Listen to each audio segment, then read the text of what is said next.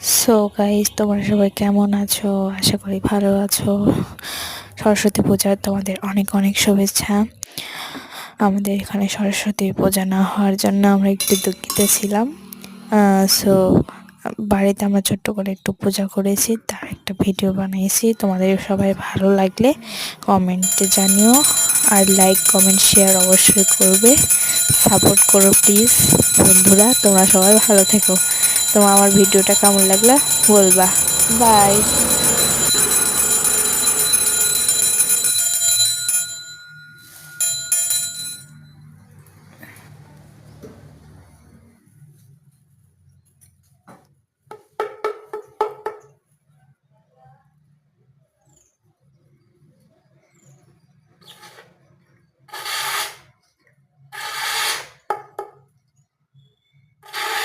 দে আমাকে দে।